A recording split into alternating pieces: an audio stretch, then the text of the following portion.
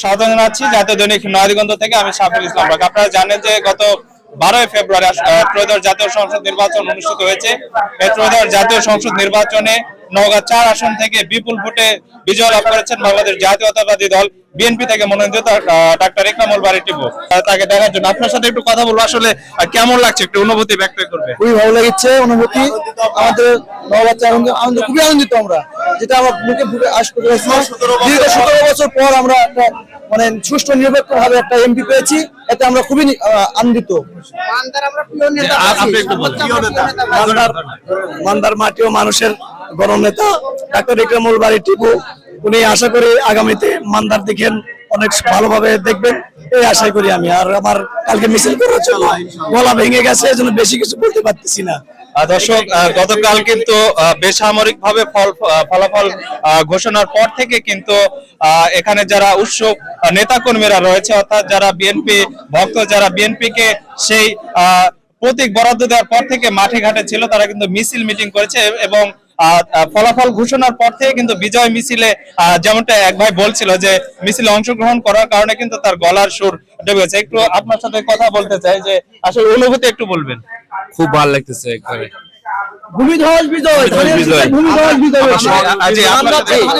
ভাই, আমরা ঝাঁসি ইউনিয়ন থেকে এসেছি, আমরা তাকে সম্বর্ধনা দিতে, বিজয় সম্বর্ধনা।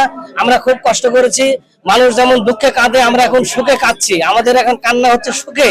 এই এত 32 বছর ধরে যে আমরা সাধনা করছি, সেই সাধনার আমরা পূর্ণরূপ আজকে আমরা পেয়েছি। সবাইকে অসংখ্য ধন্যবাদ ভাই।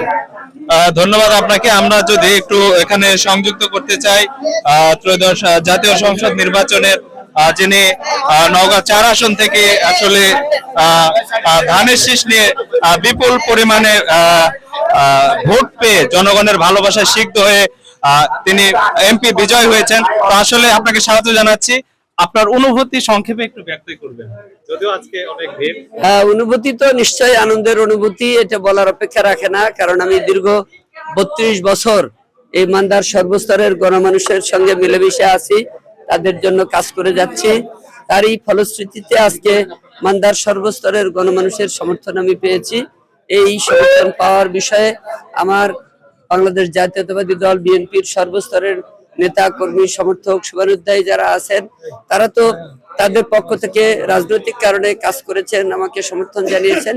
পাশাপাশি এই মান্দার বিভিন্ন শ্রেণী পেশার মানুষ, বিভিন্ন ধর্ম বর্ণ গোত্রের মানুষ আমাকে ব্যক্তিগতভাবে সমর্থন জানিয়ে তারা আমাকে ভোট দিয়েছেন, নির্বাচিত করেছেন। এই জন্য আমার খুব খুব ভালো লাগছে। কেননা এমন অনেক কেন্দ্র রয়েছে যেখানে দলীয়ভাবে আমরা অনেক দুর্বল, আমরা জানি, কিন্তু তা সত্ত্বেও দেখছি যে সেই কেন্দ্রে আমি সর্বোচ্চ ভোট পেয়েছি। এরকম বহু কেন্দ্র রয়েছে, অর্থাৎ সেই এলাকার মানুষ দলের ঊর্ধ্বে উঠে ব্যক্তিগতভাবে আমাকে পছন্দ করে আমাকে তারা ভোট দিয়েছেন। সুতরাং দল এবং দলের বাইরের সর্বস্তরের মানুষের সমর্থন আমার প্রতি থাকা, এই যে অনুভূতি, এইটা ভাষায় ব্যক্ত করা যাবে না।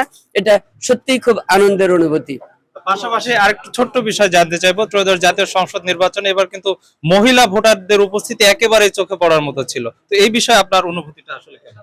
এই বিষয়ে আমি আগে অনুমান করেছিলাম যে আমি যখন নির্বাচনী ক্যাম্পেইন করি তখন আমি দেখেছি যে যেখানে আমি গিয়েছি সেখানে যদি 200 জন পুরুষ মানুষ থাকে তাহলে তার পাশাপাশি 500 জন মহিলা ছিল। এরকম ভাবে আমি সব জায়গায় পেয়েছি। এবং আমাদের মা বোনদের মধ্যে যে স্বতঃস্ফূর্ততা, তাদের যে আগ্রহ এবং আমার ব্যাপারে তাদের যে উৎসাহ উদ্দীপনা আমি লক্ষ্য করেছি, এটা তখনই আমি অনুপ্রাণিত হয়েছি এবং আমি তখনই ধরে নিয়েছিলাম যে মহিলাদের ভোট আমি সবচাইতে বেশি পাবো। এবং বাস্তবে তাই ঘটেছে। যেখানে যেখানে পুরুষ এবং মহিলা কেন্দ্র আলাদা রয়েছে সেই জায়গাগুলোর ভোটের ফলাফল বিশ্লেষণ করলে আমি সেটাই দেখতে পাচ্ছি। এই জন্য আমি মান্দার সর্বস্তরের মা বোনদেরকে অতিরিক্ত হারে আন্তরিক ধন্যবাদ এবং মোবারকবাদ জানাচ্ছি।